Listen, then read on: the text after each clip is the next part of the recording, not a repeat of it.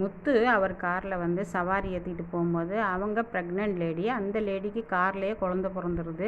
அந்த குழந்தைய எடுத்து இவர் கையில் கொடுக்க இவருக்கு வந்து ரொம்ப மெய் சிலிர்த்து போய் ரொம்ப மகிழ்ச்சியாகிறார் அந்த குழந்தைய பார்த்து. அதை வந்து வீட்டில் அப்படியே சொல்கிறாரு. இதை மீனாக்கிட்டேயும் சொல்கிறாரு. மீனா வந்து இந்த ரோஹிணி பிரச்சனையிலே அப்படியே பைத்தியம் போல் நிற்கும்போது, மீனா உனக்கு இது என்ன தான் ஆச்சு? நான் இவ்வளவு சந்தோஷமாக இருக்கிறேன், நீ எந்த சந்தோஷமும் இல்லாமல் இப்படி இருக்கிறியே அப்படின்னு கேட்குறாரு. அதெல்லாம் ஒன்றும் இல்லைங்க அப்படின்னு சொல்லிட்டு போகிறாங்க. போகும்போது என்ன பண்ணுறாங்க, ஆமாம் அவளுக்கு வெயித்தரிச்சா அதனால தான் அப்படி இருக்கிறா அப்படிங்கிறாங்க விஜயா. இதை கேட்டு எனக்கு வெயித்தரிச்சல்லாம் ஒன்றும் இல்லை அத்தை அப்படின்னு சொல்லிட்டு மீனா பாட்டுக்கு போய் நிற்கிறாங்க கிச்சனில். அப்போ வந்து சுருதி வர்றாங்க. சுருதி வந்து மீனா கிட்ட சொல்கிறாங்க, உங்கள் ஹஸ்பண்ட் தான் இன்றைக்கி வந்து ட்ரெண்டிங்காக இருக்கிறாரு. எல்லாருக்கும் என் ரிலேட்டிவ்லாம் வந்து எனக்கு ஃபோன் அடித்து கேட்குறாங்க, உன் ரிலேட்டிவ் தானே இவர் அப்படின்ட்டு. ஆமான்னு நான் சொன்னேன் மீனா அப்படின்ட்டு ரொம்ப ஹாப்பியாக சொல்கிறாங்க. அதை கேட்டுட்டு மீனாவுக்கு வந்து ஒரு ஹாப்பியும் இல்லை. ஏன் மீனா இப்படி இருக்கிறீங்க, என்னாச்சு உங்களுக்கு?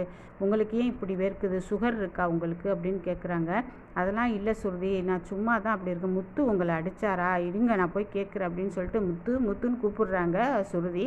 அதுக்கு மீனா சொல்கிறாங்க, வாங்க அவரெல்லாம் ஒன்றும் சொல்லலை, இங்கே வாங்கன்னு கையை பிடிச்சி இழுத்துட்டு வந்து ஒரு சேதிங்கன்ட்டு இழுக்கிறாங்க மீனா. என்னன்னு சொல்லுங்கங்க, ஏன் இது வந்துன்னு சொல்கிறீங்க, நீங்கள் என்ன தான் நடந்துச்சு சொல்லுங்கள் அப்படிங்கும்போது, இன்றைக்கி என் தங்கச்சியோட ஹாஸ்பிட்டலுக்கு போயிருந்தேங்க, அங்கே வந்து இந்த மாதிரி வந்து நடந்ததை சொல்லி காமிக்கிறாங்க. அப்படியா அப்படின்னு சொல்லிட்டு உடனே எனக்கே ஷாக்காக இருக்குங்க அப்படின்னு சொல்லிட்டு இதை போய் வந்து அவங்க வந்து ரவிக்கிட்ட சொல்கிறாங்க. ரவிக்கிட்ட சொன்ன பிற்பாடு ரவி வந்து முத்துக்கிட்ட சொல்கிறாரு. முத்து வந்து அண்ணாமலைகிட்ட சொன்னவன் அண்ணாமலை வந்து விஜயாட்ட சொல்லி விஜயா வந்து ரோஹிணியை கூப்பிட்டு ரொம்ப சத்தம் போடுறாங்க. சத்தம் போடும்போது, இல்லை ஆண்டி, இது வந்து நான் வந்து மனோஜோட குழந்தை தான், நான் வந்து வேறு யார் குழந்தையும் நான் என் வயிற்றுலாம் சுமக்கலை, நீங்கள் என்ன ஆண்டி இப்படியெல்லாம் பேசுகிறீங்க, அசிங்கமாக பேசுகிறீங்க அப்படின்னு ரோஹிணி சொல்கிறாங்க. உடனே சொல்கிறாங்க, அப்போ எதுக்கு நீ 2வது குழந்தைன்னு சொன்னதுக்கு காரணம் என்ன அப்படின்னு கேட்குறாங்க. அப்போ சொல்கிறாங்க, இந்த குழந்தை வந்து எங்கள் அப்பா ஜெயிலில் இருந்தார்ல, அதனால் அந்த குழந்தை அப்போ நான் அந்த இதுலேயே எனக்கு மயக்கமாயிட்டேன். நான் வந்து நித்யா வீட்டில் இருக்கும்போது எனக்கு மயக்கம் வந்துருச்சு. அப்போ நான் என்ன பண்ணேன், இந்த குழந்தை எனக்கு வந்து அபார்ட் ஆகிடுச்சு. அதை உங்ககிட்டலாம் ஏன் சொல்லலைன்னா நீங்கள்லாம் மனசு கஷ்டப்படுவீங்கன்னு தான் நான் சொல்லலை அப்படின்னு சொல்லும்போது, அப்படியா ரோஹிணி, அதானே பார்த்தேன், கண்டவங்க பேச்சை கேட்டு எல்லோரும் மயங்கி போய் நிற்கிறாங்க இங்கே அப்படின்னு சொல்கிறாங்க. உடனே வந்து மீனாவை பார்த்து, இவளுக்கு இதே வேலை தான், எப்போ பார்த்தாலும் எதையுமே புரியாமல், தலையும் புரியாமல் வாலும் புரியாமல் நிற்பா. நீ ஏன் ரோஹிணி சொல்லாமல் போனேன், நீ சொல்லிட்டு போயிருக்கலாம்னு என்கிட்ட இந்த மாதிரி ஆச்சு ஆண்டின்ட்டு. இல்லை ஆண்டி, நீங்கள் கவலைப்படுவீங்கன்னு தான் நான் சொல்லலை அப்படிங்கிற. மனோஜ் சொல்கிறாரு, எங்கிட்டையாவது சொல்லியிருக்கலாம்ல ரோஹிணி, நீ எங்கிட்டையும் மறைச்சிட்டியே அப்படிங்கிறாரு.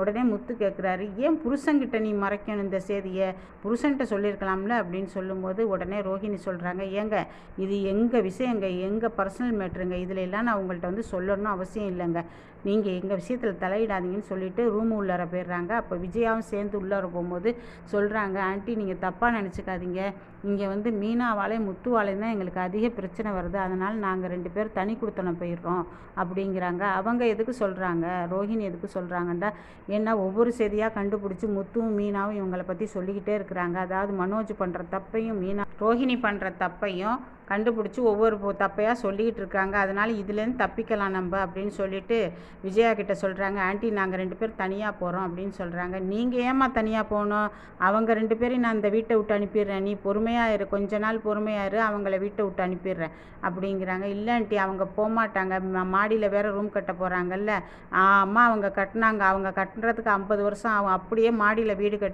ரூம் கட்டிட்டாலும் அவங்க அங்கேயே இருந்துக்கட்டும், கீழே வர வேணாம், அவங்க சமையல் அவங்க பார்த்துக்கட்டும், நம்ம வேலையை நம்ம பார்ப்போம் அப்படிங்கிறாங்க.